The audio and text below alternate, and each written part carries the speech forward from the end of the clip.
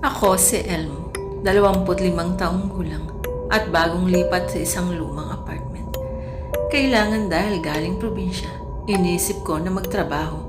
Pero una sa lahat, ang maghanap na maayos na matutuluyan. Mura naman yung rent at maayos naman ang kwarto at malinis. Kung sinuswerte ka nga naman, hindi na ako nagtaka kung bakit wala masyado umuupa dito. Basta mura, okay na sa akin yun. Sunod ang nasa isip ko nun, ang maghanap ng mag-a-applyan para bukas. Kinabukasan, maghapon akong naghanap. Nakakapagod pero tiyaga lang. Matiyaga talaga akong tao. Kaya ng gabing yun, sa sobrang pagod ko, ay diretso ako sa kama ko at sabay hiniga ang pagod na pagod kong katawan. Pinikot ko saglit ang mata ko para ma-relax. Nang pagdilot ko, napansin ko na sa may kisame, tila may nakadikit na piraso na papel at may nakasulat ngunit hindi ko maintindihan ang ibig sabihin. Kinuha ko iyon kahit suko na ang katawan ko. Pilit ko parang tanggalin iyon saka itinapon agad sabay bagsak at natulog ako. Ang nasa tanging isip ko nun parang hindi ko ata napansin na mapapel doon. Hays bahala na nga. Pagod na ako eh. Ayoko nang mag-isip nun ng mga kung ano-ano pa na bagay. Kaya pinalipas ko na lang pero mas malala pa sa inaalakala ko ang mangyayari. Pagkagising ko, nakita ko ulit ang papel. And this time, dalawa na sila. Ano? Sino ang gumawa nito? Ani ko sa sarili ko. Bumangon agad ako. Inisaka ko pinagtatanggal ang papel sa kisame. At paglabas ko sa aking apartment, sabay kong tinapon ang papel sa basurahan, malapit sa gate. Matapos nun, bigla akong nakaramdam ng tila may nagmamatsyag sa akin. Sa tapat ng bahay ko, or ng apartment na tinitiran ko, may isang bahay na up and down. Sa bintana sa taas ay napansin ko na may babaeng nakatayo sa tabi ng kortina. Nang titigan kong mabuti, nakatingin din ito sa akin at napansin ko ang mabilis na paggalaw ng kanyang bibig na tila may sinasabi. Ang weird niya, nakaramdam ako ng konting nervyos at agad na umiwas ng tingin. Wala ka nalang nakita, yun ang isipin mo, Elmo. Ani ko sa sarili ko. Pero hindi lang pala natatapos ang bangungot na nangyari sa buhay ko. Ang bintana na mula sa kabilang bahay ay tanaw din sa bintana ng apartment ko.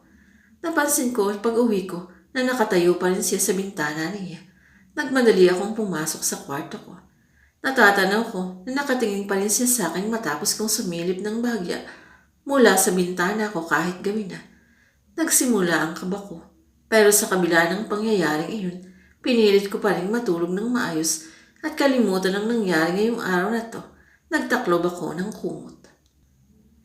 Kinaumagahan, nagulat ako. Nakita ko na halos matakloban ang papel na tinatad ang buong kisame ko. Naghahalong inis at kaba ang pakiramdam ko habang pinagpupupunit at nililinis ko ang kisame ko. At hindi ko maiwasang hindi mapansin ang babae sa bintana na hanggang ngayon, bawas kilos ko, tinititignan ako. Nababahala na ako at halos makalimutan ko na ang mga plano at mga pakay ko simula nang tumira ko sa apartment na ito. Dahil sa kakaibang pangyayaring ito na hindi mo mula sa isip ko. Pero nang isang araw, maaga akong umuwi. Bago ako pumasok sa apartment, napansin ko na wala ang babae sa bintana niya. Dahil doon, bagya akong nakahinga ng maluwag. Sa pag-aakala ko na magiging normal ulit ang buhay ko, nang makarating ako at papasok na sa pinto ng kwarto ko, napansin ko na nakabukas ang pinto dahil hindi gumana ang susi ko. Nakalimutan ko bang ilak ang kwarto ko? Napalunok ako at dahan-dahan akong pumasok sa kwarto ko, sabay binuksan ko ang ilaw. Kimbal sa akin at nabitiwan ko ang bag ko sa takot dahil nagkalat ang mga papel sa buong kwarto ko, sa sahig, sa kisame at sa bawat dingding pati gamit ko para lang ang kama. At napansin ko yun, lalo na tila may narinig ako na kaluskos na nanggagaling sa ilalim ng kama ko. At lumuhod at tiningnan ko ng dahan-dahan sa ilalim. Saka napasigaw sa takot sa nakita. Sunod nun tumawag agad ako ng pulis. At hinuli ang isang weirdong babae sa kasong trespassing. At nakakatakot ang itsura niya. Payat ito at malaki ang mata. Hindi ko ma-explain eh. Parang mukha niya hindi kumain ng isang taon. Napakaputla at mahaba ang buhok. Nakita ko siyang pinasok sa kotse ng pulis. Nakatingin pa rin siya sa akin mula sa bintana ng backseat. Nangingisay-ngisay at naganga na parang may sinasabi sa akin. Ngunit hindi ko siya marinig dahil ng salamin ng kotse. Sabay umalis na nga ang sasakyan. Okay, tama na yun. At least wala na siyang makakatulog na ako ng maayos. Pero, putol ko habang naglilinis ako ng hating gabi sa kwarto ko. At nasa isip ko na naiwan ang word na babaeng iyon ang isang malaking tanong sa isip ko. Bakit kaya niya ginagawa ang mga ito sa kwarto ko? Habang hawak ko ang papel, ayaw ko nang mag-isip kung bakit. Inisip ko na lang na baliw lang siya. Basta matyaga akong nilinis ang lahat at sinigurado kong wala nang bakas na iniwang kalat ang babaeng iyon. Inisip ko na makakapagpahinga na rin ako ng maayos at kalimutan ang bangungot na akala ko talagang tapos na. Kinabukasan iyon din sumagot sa iniwan niyang katanungan sa akin. Ayaw ko na. Kahit sa matyagang taong tulad ko, hindi magtitiis tumira sa apartment na yun.